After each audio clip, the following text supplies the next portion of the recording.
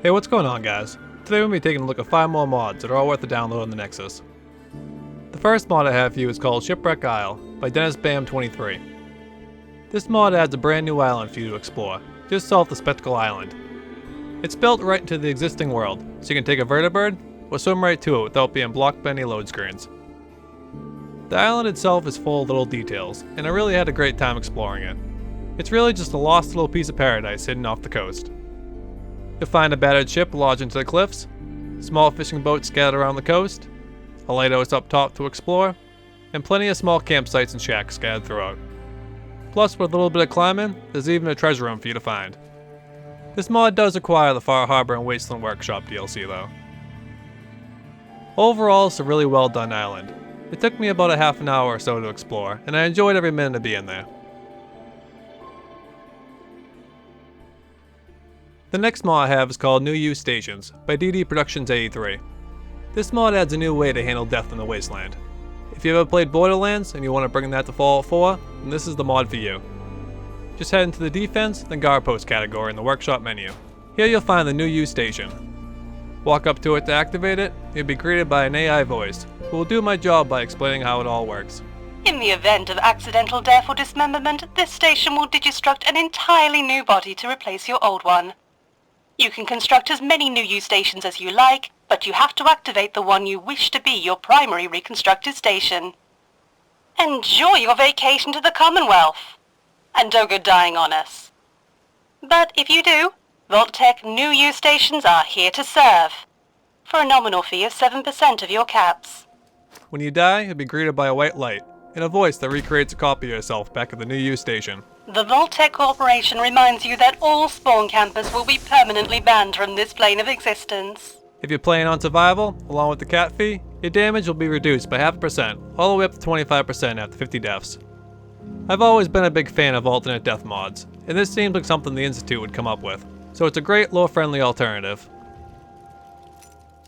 The next mod is great for people who are tired of lockpicking.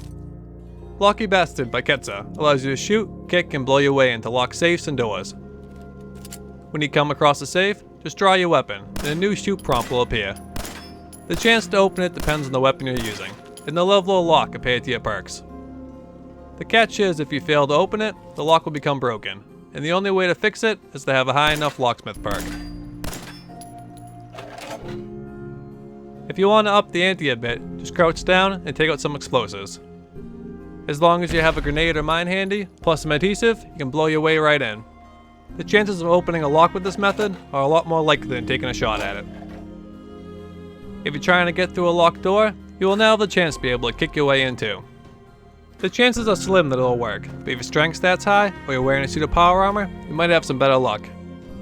I personally love this mod. I used something similar in New Vegas, and it's a must-have in my opinion.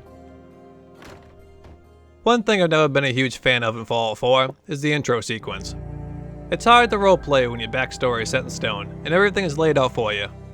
Most likely you're gonna forget all about Sean within 5 minutes of the game, so why not just skip all that with the mod Alternative Start by Glacknarf.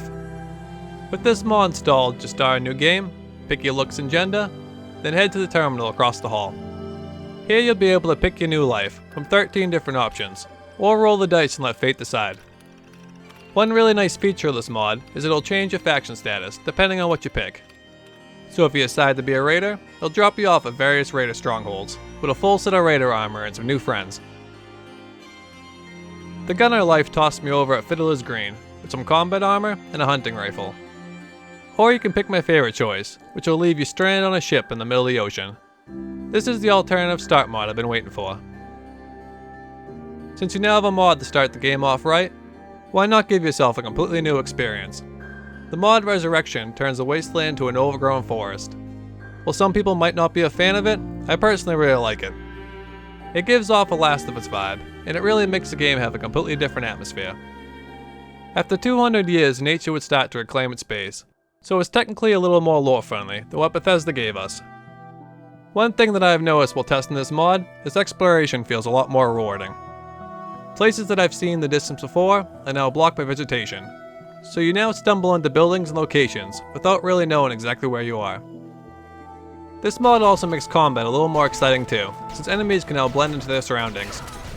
I've walked right up to Deathclaws and not even noticed until I was a few feet away.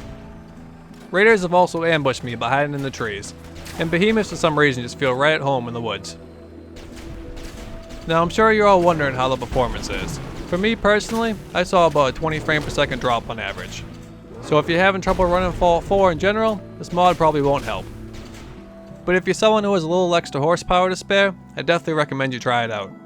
It's only in beta right now, so you will run into some clipping here and there, but it's nothing really game breaking. My only complaint about it are the included sounds. The mod author added a forest soundtrack, which sounds great at first, but there really isn't much variety to it, so the sounds definitely get old quick. But like I said, it's in beta, and that can easily be solved. All you have to do is remove the sound files for the time being, if you feel the same way I do.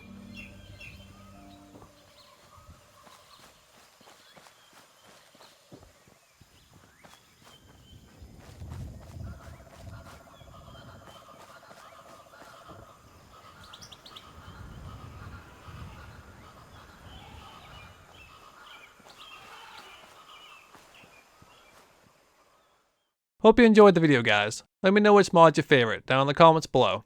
Thanks for watching as always, and I'll see you in the next showcase.